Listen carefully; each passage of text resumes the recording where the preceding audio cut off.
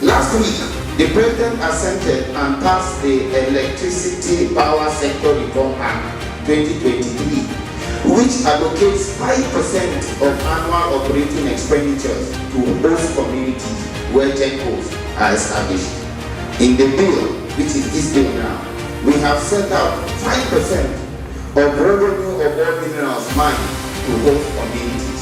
And this is because the sector right now is rather informal and determining operational costs of the last year might be a bit difficult. However, it is something we believe that can be reviewed and improved through this program.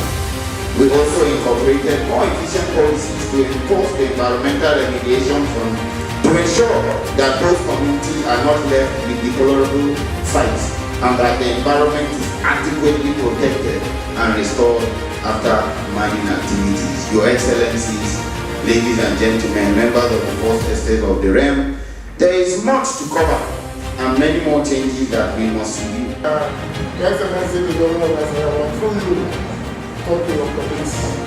That sector is a sector that can make a difference in Nigeria. It's bigger than oil. There are people that understand the blue economy. What is there? Go and ask for that. So I thank you for inviting me. I thank you very much for putting this on. And again, I thank you for putting this on. Very great.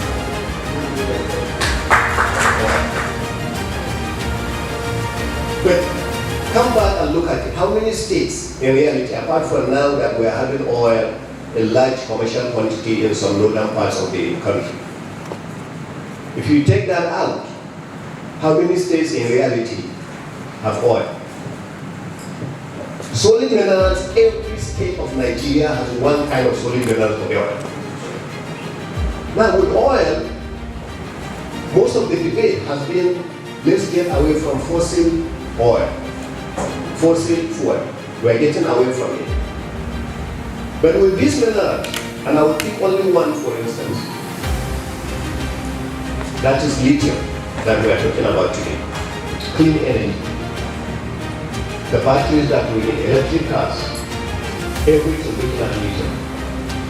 And Nigeria having a huge quantity of lithium right now. Commercial quantity in not only Nasarawa but in some other states. If we are serious, very serious about the future of Nigeria, the future economic situation of Nigeria, we must reform what we call the solid mineral sector. And this reform must come in form of the policies, because I was looking at the document you have. You have so many policies that you are going to look at. So we must look at those policies and reform them where it has to benefit Nigerians.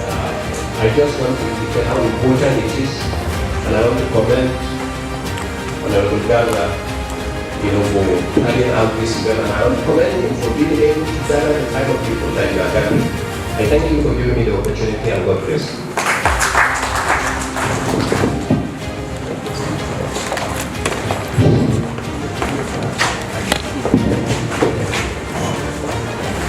Thank you very much, Your Excellency.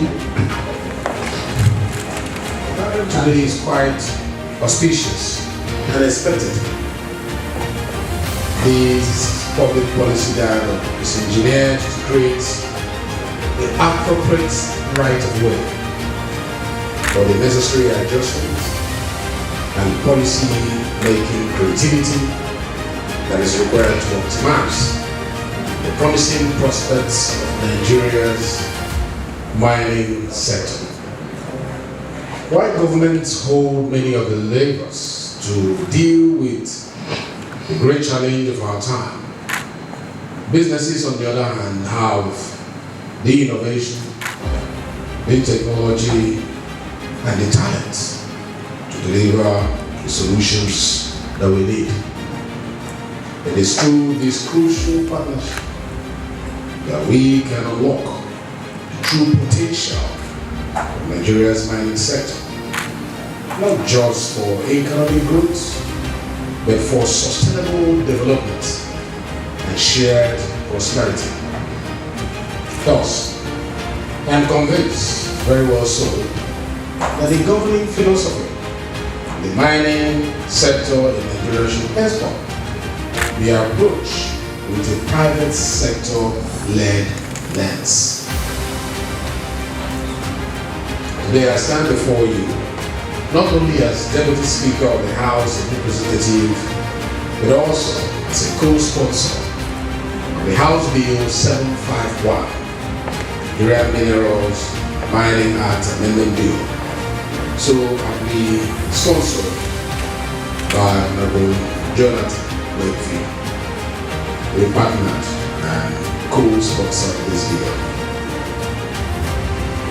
This legislation, if passed, will represent a turning point for our nation's mineral wealth.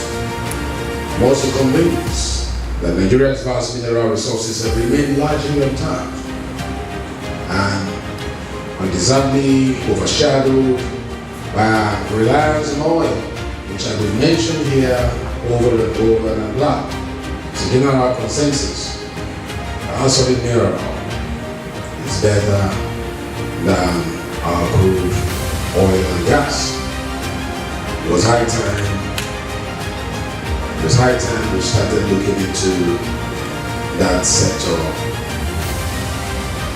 with the mindset of leveraging it for our development. Together, we can count on the partnership from the legislature. There's any area beyond this bill that this sector needs legislative intervention. As part of the leadership of the House, the presiding officer of the House, you can count on us to give that to you. The time for action is now, not later, not tomorrow. Let us seize this opportunity and transform Nigeria's mining sector to a sustainable growth and development agent. Thank you very much. As I declare this public policy dialogue formally open. Thank you, and God bless the Federal Republic of Nigeria. The leader of the House, the chairman of our committee, digital governor of the home of solid minerals, I believe, who has also demonstrated that solid minerals is indeed a mainstay for Nigeria. It is indeed an honor to have you all here today. You are physically in the premises of the National Assembly Library and Research Center, and we are committed to more of these engagements and in the work of our Deputy Speaker, the partnerships and the innovations. So without further ado, I say thank you so very much for this open session. Stakeholders are please invited to sit back and wait a moment while we see off our guests and take a group picture just at the entrance of the Library and Research Center. Thank you very much indeed. Sir.